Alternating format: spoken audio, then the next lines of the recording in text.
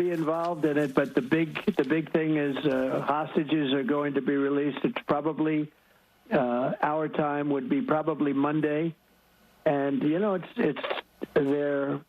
a terrible situation. They're deep in the earth. I want to salute, of course, President Trump, whose decisive leadership has made this possible, Mr. Kushner, Mr. Witkoff, the Qataris, the Egyptians, Turkey, who've been essential to getting to this moment.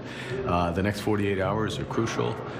We urge the parties, particularly Hamas, to follow through, release all the hostages, and including the deceased hostages. The President and I discussed in the White House how Canada can support this process. We are supporting with humanitarian aid. There's other mechanisms that we can do to support it. Well, joining me now is retired Major General Scott Clancy, former Director of Operations for NORAD. Good morning, Scott. Morning. Earlier this week, we talked about, the optimism and maybe the cautious optimism that a deal could be reached. So we finally have the first phase of this. It's expected to be signed at some point today. I guess your reaction initially to finally getting to this step after a 2-year conflict? Yeah, I think I'm continuing to be very optimistic. Number one thing with diplomacy, from my experiences, if you're focused on those things that you can agree on together, establishing that middle ground, that does two things. First, you're focused on what you can agree on. That's good. Second, as opposed to, fighting over those things that are the main sticking points. The second thing is prolonging that by saying this is phase one, we're moving to the next phases, ensures that diplomacy carries on. And while you're doing that, if you're following through on those first phase of operations, the release of the hostages, the Israeli Defense Forces pulling back, and the ceasefire, that is going to establish trust and confidence, which bodes well for the follow-on phases.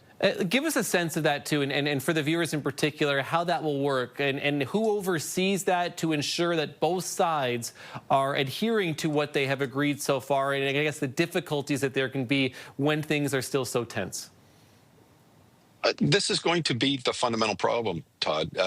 Number one, there is no intermediary force that's in between Hamas and Israeli Defense Forces.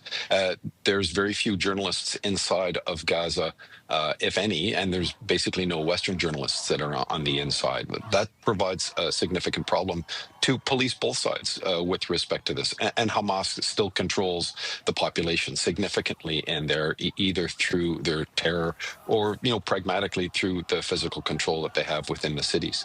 So verification is going to be difficult, and both sides are going to say that the other side is not following through. This is where goodwill comes in.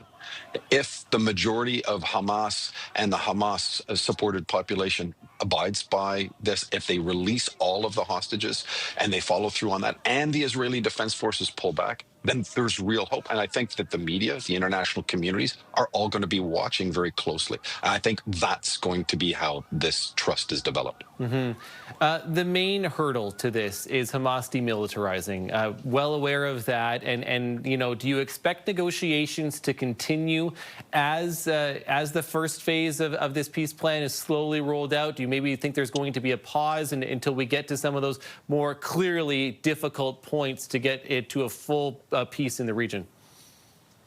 Yeah, that's unclear. I haven't got word as to how the Israeli or the Hamas negotiating teams at the Qataris and Turkey and Egypt are progressing with respect to that. It might be beneficial to wait and to see some positive things to create some good blood and then go back to the negotiating table. But in my experience, I wouldn't wait too long.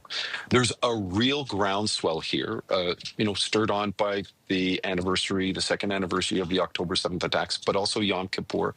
And there's a real alignment of the Western and the Muslim worlds right now to move forward, not just with the ceasefire. The UN Secretary General saying very clearly, if we want to turn this ceasefire into progress, we need more than, ceasing the guns. Dealing with disarmament, governance, and the humanitarian crisis and economic development crisis that exists in Gaza will be the key sticking points, and using this moment as an ability to groundswell forward and establish a real two-state solution for the Palestinian people. That's what I would be wanting to take advantage of. Retired Major General Scott Clancy, former Director of Operations for NORAD. Thanks for your time again today. Appreciate this. Thank you.